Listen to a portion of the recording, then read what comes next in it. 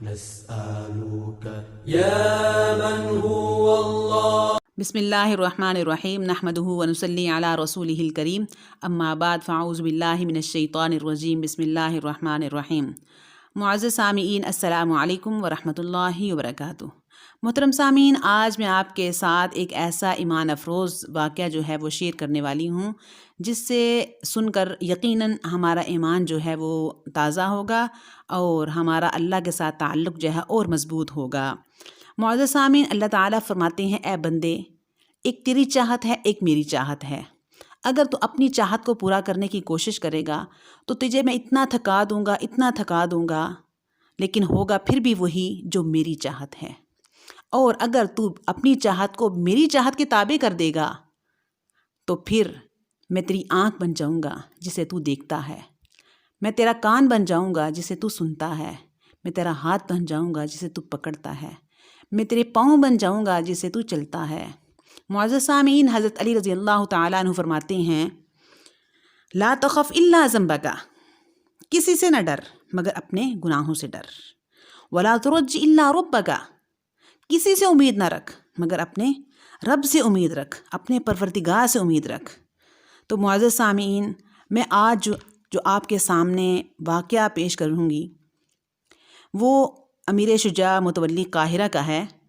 انشاءاللہ آپ اس کو مکمل سنیے گا، آپ کو اس سے بہت فائدہ ہوگا، ایمان تازہ ہوگا، یقین مضبوط ہوگا اور اللہ رب العزت پہ اتنا پیار آئے گا کہ آپ حیران رہ جائیں گے.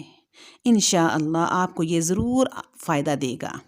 تو محترم سامعین، واقعہ جو ہے وہ کچھ اس طرح ہے کہ امیر شجاع متولی قاہرہ جو ہیں فرماتے ہیں کہ ہم ایک آدمی سے جو ہے ملنے گئے.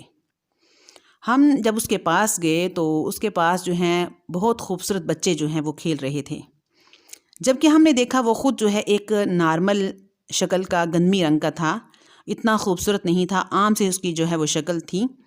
تو ہم نے کہا تیرے اتنے خوبصورت بچے، تو کہنے لگا بس یہ ایک بہت لمبا واقعہ ہے، میں آپ کو جو ہے پھر کبھی سناؤں گا. تو امیر شجاع فرمانے لگے نہیں، ہم تو ابھی جو ہے آپ سے پوچھیں گے کہ کیا معاملہ ہے، کیا یہ بچے تیرے ہی ہیں؟ کہنے لگا جی یہ بچے میرے ہیں. کہنے لگے یہ بہت لمبا واقعہ ہے، تو اگر آپ کے پاس ٹائم ہو تو میں آپ کو سنا دیتا ہوں. انہوں نے کہا نہیں، ہم آج سنے بغیر نہیں جائیں گے.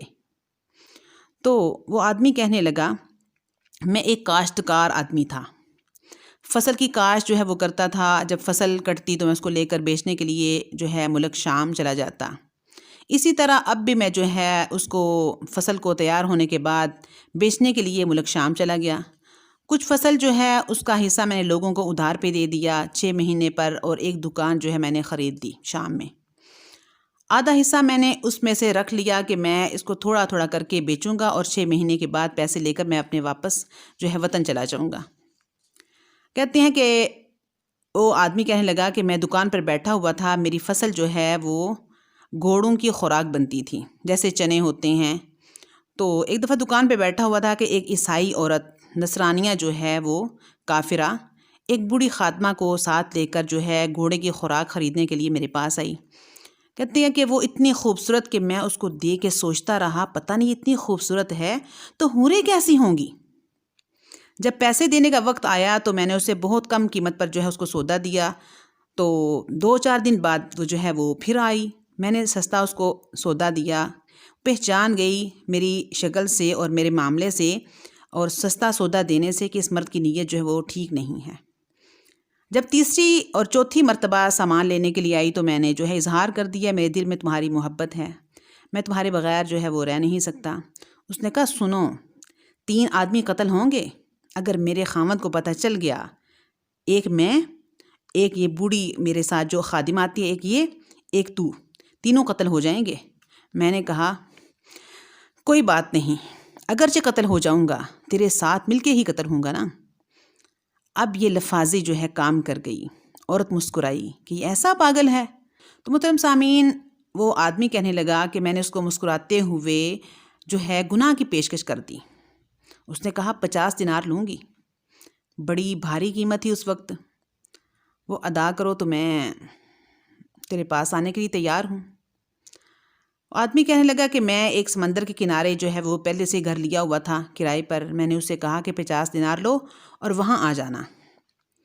تو وہ جو ہے اپنی خادمہ بوڑھی عورت کے ساتھ وہاں پہنچ گئی۔ میں نے اسے چھت کے اوپر جو ہے بلایا، اوپر بستر لگا ہوا تھا۔ وہ نصرانیہ عورت جوان العمر میرے پاس، اور مجھ پر جو ہے گناہ کا جو ہے وہ بھوت سوار تھا۔ کہتا کہ ہم نے کھایا پیا، بیٹھے خوش گپیاں لگائیں، اچانک میری نظر جو ہے آسمان پر پڑی۔ تو کہتا کہ جب میں نے آسمان پر چمکتے ستاروں کو دیکھا تو بے اختیار میری زبان سے نکلا ربنا ما خلقت ھذا باطلا۔ تو اللہ تعالیٰ کی عظمت میرے اوپر جو ہے غالب آ گئی کہ وہ دیکھ رہا ہے میں یہ کافرہ عورت کے ساتھ گناہ کے لیے تیار بیٹھا ہوں۔ کہتے ہیں میں نے نیت کر لی، میں نے گناہ نہیں کرنا۔ صبح ہو گئی، وہ عورت جو ہے مجھ سے ناراض بھی ہوئی، بلایا کیوں تھا۔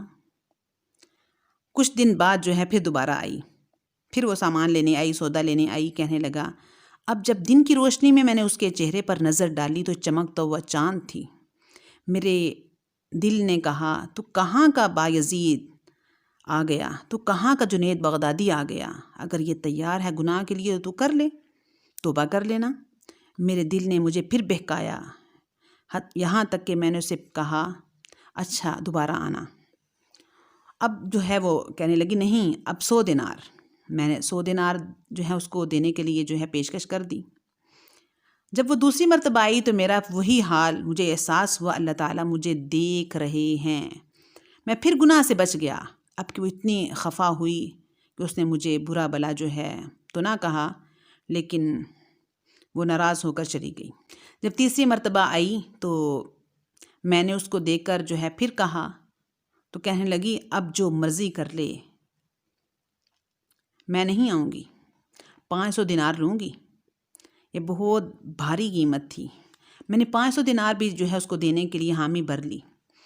تو معزز سامعین، وہ کہتا ہے کہ ابھی میں نے اس کو جو ہے 500 دینار دینے کے سوچا ہی تھا کہ اعلان ہوا یہ ملک تو ہے کفار کا، نصارہ کا، اور ہم نے مسلمانوں کے ساتھ جو ہے ایک صلح کا معاہدہ کیا ہوا تھا۔